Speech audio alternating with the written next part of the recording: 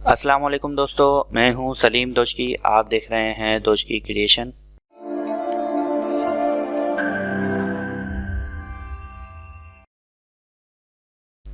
इस वीडियो में मैं आपके लिए लाया हूं बहुत ही इम्पोर्टेंट और बहुत ही यूज़फुल एक टिप जो है चार्ट एंड ग्राफ से रिलेटेड। क्योंकि मुझे चार्ट और ग्राफ बनाना है और मेरे पास कुछ डेटा होना चाहिए, लेकिन स्क्रीन पे मेरे पास कुछ डेटा है ही नहीं, तो मैं चाहता हूं सबसे पहले इसमें कुछ डेटा इनपुट किया जाए। इस डेटा में मुझे दो कॉलम की ज़रूरत होगी। एक है एयर्स, जो मैं लिख देता हूँ 2005 से लेके एंड कुछ ईयर्स आ जाए, मेरे पास कोई इशू नहीं है। और सेकंड है मुझे सेल अमाउंट की रिक्वायरमेंट है। सेल अमाउंट के लिए क्योंकि मेरे पास कोई वैल्यू है ही नहीं, तो मैं चाहता हूँ कि कंप्यूटर मेरे लिए खुद ही सेल अमाउंट जनरेट कर ले। और इस सेल अमाउंट को जनरेट करने के लिए मेरी मदद करेगा एक्सेल का एक formula rand between. Rand between का मतलब है, रैंड बिटवीन का फार्मूला एक रैंडम नंबर को जनरेट करता है और ये आपसे दो सवाल करेगा कि आप मुझे मिनिमम वैल्यू बता दें और मैक्सिमम वैल्यू बता दें। मैं इनके दरमियान की वैल्यूज़ को दी जनरेट कर दूंगा। इसके लिए मैं फार्मूला लगाता हूँ equal to rand between. Rand between में बॉटम यानी मिनिमम वैल्यू मैं ऐसे कहता हूँ 1000 और टॉप वैल्यू भाई आप लेके आ जाओ। और मैं इस फार्मूले को कॉपी पेस्ट कर देता हूँ। अच्छा, इस फार्मूले का एक फ़ायदा ये भी है, जब तक ये फार्मूला में है तो मैं जब भी कोई वैल्यू इंसर्ट करूँगा या इनपुट करूँगा और इसके बाद एंटर प्रेस करूँगा तो ये फार्मूला अपने आप को अपडेट कर देगा और अपनी वैल्यूज़ को चेंज कर देगा। देखें, फॉर एग्जांपल जैसे ही मैं 2 टाइप करके एंटर करता हूँ तो सेल अमाउंट चेंज हो गई है। और इसी तरह मैं जब भी कोई काम करूँगा तो ये अपने आप को अपडेट करता रहेगा और मैं डिलीट भी करूँगा तब भी यह खुद को अपडेट ही कर देगा। इसके अलावा मैं कीबोर्ड से अगर F9 के बटन को प्रेस करता हूँ तो भी देखें ये खुद को रिफ्रेश कर रहा है। अच्छा, मेरे पास डेटा तो आ गया है। अब मैं चाह रहा हूँ कि इसमें चार्ट को इन किया जाए, तो चार्ट के लिए मुझे जाना होगा इंसर्ट के टैब में। इंसर्ट के टैब में मैं इस वाले चार्ट को insert column and bar chart को सेलेक्ट करता हूँ और मैं फर्स्ट वाला चार्ट इंसर्ट कर देता हूँ। ये चार्ट मेरे पास आ गया है। इसके अलावा मुझे चार्ट लाने के लिए मैं अगर इसको डिलीट करता हूं और मैं चाहता हूं कि ऑल्टर F1, अगर मैं ऑल्टर F1 को प्रेस करता हूं तब भी ये मुझे चार्ट स्क्रीन पे लेके आ जाएगा। इसकी शॉर्टकट की है ऑल्टर F1। अब ये चार्ट मेरे पास आ गया है। आप इस चार्ट को देखें तो मेरे पास हॉरिजेंटल एक्स वैल्यू में 1 2 3 4 लेके आ रहा है, जबकि मुझे तो एयर्स चाहिए था यहाँ पे, लेकिन मैं यहाँ से कॉलम जो ईयर्स को इसने लीजेंड में ले लिया है, मुझे इसको रिमूव करना है।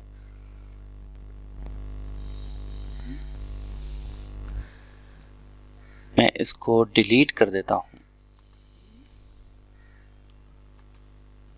आई थिंक इसको डिलीट करने के लिए मुझे थोड़ा सा मुश्किल आ रहा है, लेकिन कोई इशू नहीं है। अभी इसको सॉल्व कर देते हैं। इसकी वैल्यूज हम कम कर देंगे तो ऑटोमेटिकली जो है मेरे हाथ में ये आ जाएगा और मैं इसको इजीली डिलीट भी कर सकूँगा। और ये डिलीट हो गया है। खैर, एयर्स को तो हमने लीजेंड में डिलीट कर दिया है, लेकिन मैं चाह रहा हूँ कि मेरे एयर्स जो हैं हॉरिजेंटल एक्स वैल्यू में हैं। हॉरिजेंटल एक्स वैल्यू में लाने के लिए मैं हॉरिजेंटल एक्स वैल्यू को सेलेक्ट करता हूँ। इसके बाद देखें ऊपर मेरे पास दो मज़ीद टैब्स एक्टिव हो गए हैं। मैं डिज़ाइन वाले टैब में जाके सेलेक्ट डेटा में जाता हूँ और इसके बाद एडिट में जाके मैं इस कॉलम को सेलेक्ट कर लेता हूँ जहाँ मेरे पास एयर्स लिखे हुए हैं और मैं इसको ओके करता हूँ। इसके बाद दोबारा ओके करने के बाद देखें मेरे पास डेटा बिल्कुल परफेक्ट और एक्यूरेट हो गया है। अगर मैं चाहता हूं कि मैं डेटा सेट में सेलेक्ट डेटा में ना जाता और मैं एयर के कॉलम को सेलेक्ट ना करता है, इसके लिए मेरे पास एक सोल्यूशन है कि मैं यहाँ जो एयर्स लिखा हुआ है इसको मैं ब्लैंक कर देता हूँ। इसको ब्लैंक करने के बाद मैं शॉर्ट की यूज़ करता हूँ ऑल्टर F1 और देखें इसने क्या किया। इसने डेटा बिल्कुल एक्यूरेट लेके आ गया है। ये मैं जहाँ एयर्स जा रहा था ये एयर्स लेके आया है। सिस्टम ने खुद ही इसको रीड किया है। इसके अलावा एक और ऑप्शन है कि अगर यहाँ एड्स लिखा हुआ भी है, इसके बाद भी आप चाहते हैं कि आप सेलेक्ट डेटा से इस कॉलम को सेलेक्ट ना करें, तो आप जाएं इंसर्ट में रिकमेंडेड चार्ट है, आप रिकमेंडेड चार्ट को सेलेक्ट करें और कॉलम चार्ट को सेलेक्ट करके ओके कर दें, तब भी आपका मसला सॉल्व हो जाएगा। अच्छा जी, अब मैं इसमें कुछ वैल्यूज़ को इनपुट कर देता हूँ ताकि हमें इसकी फॉर्मेटिंग करने में कुछ मज़ा आए। एक और 0 बड़ा काफ़ी है फ़िलहाल। अच्छा, मैं यहाँ पे डेटा लेबल इंसर्ट करता हूँ ताकि मुझे वैल्यूज़ का अंदाज़ा हो। और ये देखें, मेरे पास कुछ वैल्यूज़ जो एयर वाइज वैल्यूज़ हैं वो यहाँ चार्ट में लेके आ गया है, लेकिन ये कुछ वैल्यूज़ अजीब सी हैं आपस में। देखें, ये दो वैल्यू 2012 और 13 की आपस में टच कर रही हैं। इसके अलावा 2016 और 17 आपस में ओवरराइट हो रही हैं, जो समझ में नहीं आ रहा। इसके लिए मुझे क्या करना होगा, मैं चाहता हूँ कि मेरे पास अगर थाउजेंड्स में वैल्यू हो तो के लेके आ जाए और मिलियंस में वैल्यू हो तो एम लेके आ जाए। इसका एक सोल्यूशन ये है कि मैं वर्टिकल एक्स को सेलेक्ट करता हूँ, राइट क्लिक करके फॉर्मेट एक्स में जाता हूँ। फॉर्मेट एक्स में जाने के बाद ये मेरे पास ऑप्शन है एक्सेस ऑप्शन, इसको मैं क्लोज नहीं करता। डिस्प्ले यूनिट में जाता हूँ। डिस्प्ले यूनिट में जाने के बाद मेरे पास ये कुछ ऑप्शंस दे रहा है, 100, 1000, मिलियंस, वैल्यूज, बिलियंस, ट्रिलियंस। मैं अगर इसको कन्वर्ट करता हूँ थाउजेंड्स में तो सिस्टम देखें क्या करता है। सिस्टम ने एक्स वैल्यू के साथ यहाँ पे 1000 मेंशन कर दिया है और अपने आप को जो वैल्यूज़ हैं वो 1000 में इसने कन्वर्ट कर दी हैं, लेकिन इससे भी मेरा इशू सॉल्व नहीं हो रहा। मैं अभी भी उसी कंडीशन में हूँ, तो मैं इसे मिलियंस में कन्वर्ट कर देता हूँ। और मिलियंस में मुझे सिस्टम बता रहा है कि ये मिलियंस में वैल्यू है, लेकिन ये वैल्यू डेसिमल में, पॉइंट्स में चली गई है। खैर, अगर वैल्यू इसमें ज़्यादा होती, एक वैल्यू मज़ीद इनपुट कर देता हूँ, तो भी ये वैल्यू मुझे 6.44 और चाहिए थी, लेकिन ये फॉर्मेटिंग अगर मैं डेसिमल कम भी कर देता हूँ तो ये मसला मेरा हल हो जाएगा। लेकिन मैं यहाँ एक ऐसी जगह, ऐसी सिचुएशन में फंस जाऊँगा जो मैं आपको अभी बता देता हूँ। मैं एक वैल्यू इनपुट करता हूँ, ये देखें, ये वैल्यू 0.25 आ रही है। ये अगर मैं इसमें राउंड करने जाऊँगा वैल्यूज़ को तो यहाँ पे 0.0 मिलियंस लेके आ जाएगा, क्योंकि हमने इसकी फॉर्मेटिंग मिलियंस में की हुई है, नॉट 1000।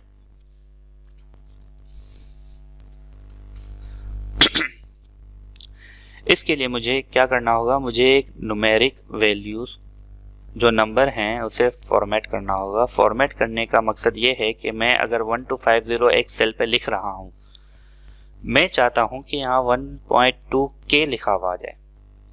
तो 1.2 के लिखने का तरीक़ेकार ये है कि मैं जाऊँगा फॉर्मेट सेल में। फॉर्मेट सेल में जाने के लिए होम टैब में फॉर्मेट में मेरे पास फॉर्मेट सेल का एक ऑप्शन है, तो इसके थ्रू मैं फॉर्मेट सेल में आ सकता हूँ।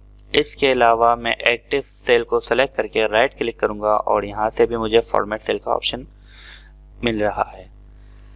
इसके अलावा अगर आप होम टैब में हैं तो होम टैब में देखें, यहाँ नंबर ग्रुप्स आपको शो कर रहा है जहाँ जर्नल वैल्यू वगैरह लिखी हुई हैं। यहाँ साइड पे एक बटन दिया हुआ है, इसे भी मैं अगर क्लिक कर दूंगा तो मैं नंबर सेल के फॉर्मेटिंग में आ जाऊंगा। इसके अलावा कीबोर्ड से मैं कंट्रोल के साथ 1 प्रेस करूंगा, तब भी मुझे सिस्टम फॉर्मेट सेल वाली विंडो में लेके चले जाएगा। इसके बाद मैं कस्टम में जाता हूँ। कस्टम में देखें, टाइप में मुझे जर्नल शो कर रहा है। जर्नल को मैं रिमूव करके, आप फॉर्मेटिंग को समझिएगा 0.0, ऊपर सैंपल भी आपको नज़र आ रहा होगा। 0.0 1000 और डेसिमल को वैल्यू कर रहा है। और इसके बाद मैं अगर सिंगल कोमा लगाता हूँ, एक बार कोमा लगेगा, और इसके बाद अगर मैं डबल कोटेशन में के लिखकर ओके करूँगा तो देखिएगा सिस्टम क्या करता है। सिस्टम 1.3 के लेके आ गया, उसने राउंड कर दिया। अगर मैं वैल्यू चेंज करता हूँ तो ये वैल्यू चेंज भी हो रही है। और अगर इसकी वैल्यू कुछ इस तरह करता हूँ तो ये भी कुछ अजीब सी वैल्यू हो गई है। मैं चाहता हूँ इस वैल्यू को सिस्टम मिलियन में कन्वर्ट करे। तो इसके लिए मुझे क्या करना होगा कि मैं इसी वैल्यू को चेंज करता हूँ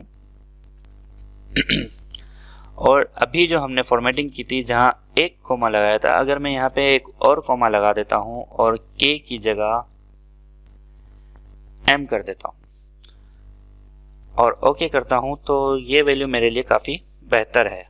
लेकिन अगेन मैं इसी जगह पे आके रुक गया हूँ कि जब मैं छोटी वैल्यू डालूंगा तो 0.0 मिलियंस में लेके आ जाएगा। मैं चाहता हूँ कि छोटी वैल्यू जो हो, जो थाउजेंड्स वैल्यू हो, उसमें k लिखा हुआ है और जो बड़ी वैल्यू हो उसमें m लिखा हुआ है और जो उससे बड़ी हो उसमें b लिखा हुआ है। वो मेरे डेटा को देखते हुए मैं करूँगा। अच्छा, इसके लिए मेरे पास एक ऑप्शन है, मैं इसी को चेंज करता हूँ। कंट्रोल और 1 को प्रेस करने के बाद जो जर्नल वैल्यू मैंने नई बनाई थी उसे मैं फ़िलहाल ख़त्म कर देता हूँ। अब मुझे यहाँ पे एक फॉर्मूला टाइप करना होगा। ये फॉर्मूला एक कंडीशन है। कंडीशन अप्लाई करने के लिए मुझे इस वाले ब्रैकेट को ओपन करना होगा। ये इफ़ की वैल्यू सजेस्ट कर लें कि ये मैंने इफ़ टाइप किया है, if this one and equal to 1 million और ब्रैकेट क्लोज कर दें। अब मुझे कंडीशन बतानी है कि अगर ये वैल्यू यूं हो जाती है तो आप 0.0 डबल कोमा और m लगा के लेके आ जाओ भाई। अच्छा, यहाँ पर कोमा नहीं आएगा, ये सेपरेट कोमा नहीं होगा, इसे रिमूव कर दें, डबल कोटेशन में कोमा लेके आ जाए। अब आपको एक और कंडीशन लगानी है k वाली। इसके लिए आप इस वाले साइन का इस्तेमाल करेंगे और दोबारा ब्रैकेट क्लोज करके ग्रेटर देन इक्वल टू और इसमें आप 1000 मेंशन कर दें कि अब 1000 से ज़्यादा हो तो 0.0 सिंगल कोमा और डबल कोटेशन में आप इसको k टाइप कर दें और जो है कुछ ना करें, बस ओके कर दें।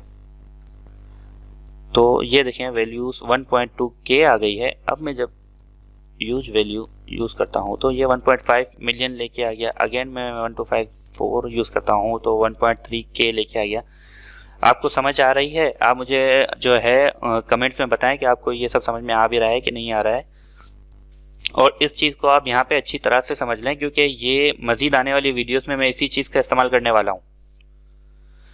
अब मुझे क्या करना है, मैं चाह रहा हूँ कि इस वैल्यू को, ये जो मिलियंस लिखी हुई है जो हमने चेंजेस की थी, इसको तो हम ख़त्म कर देते हैं भाई। हम x वैल्यू में जाते हैं, x ऑप्शन में जाने के बाद इस वैल्यू को नन कर देते हैं जो नॉर्मल सा इसका बिहेवियर था।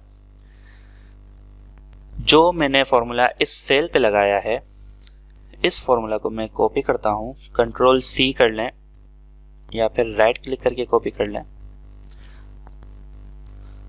और जो लीजेंड में मेरे पास वैल्यूज़ आ रही हैं, इस वैल्यूज़ में मैं x में जाऊंगा। इस वैल्यूज़ को सेलेक्ट करने के बाद x में गया और लेबल ऑप्शन में मुझे नहीं जाना, मुझे नंबर्स में जाना है। नंबर्स में जाने के बाद फॉर्मेट कोड लिखा हुआ है, फॉर्मेट कोड के नीचे जो जर्नल लिखा हुआ है इसे आप रिमूव कर दें और इसकी जगह पे वो फॉर्मूला पेस्ट कर दें जो मैंने फॉर्मेटिंग सेल में किया हुआ था और इसे ऐड कर दें। देखें जादू हो गया। अब मेरी वैल्यूज़ क्या है, 4.1 मिलियन है, 2.8 मिलियन है और 266.7k है। और इसी तरह अगर मेरी वैल्यूज़ मैं इसमें करता हूँ 2054 में मैनुअली टाइप कर रहा हूँ, तब भी देखें 2.1k 2007 के एयर्स में लेके आ गया है। उम्मीद करता हूँ आपको ये वीडियो समझ में आई होगी। तो आप इस वीडियो को शेयर करें, लाजमी शेयर करें ताकि मज़ीद लोग इसे देख सकें और जो है मेरे चैनल को सब्सक्राइब करें क्योंकि मज़ीद बहुत अच्छी अच्छी वीडियोज़ आने वाली हैं।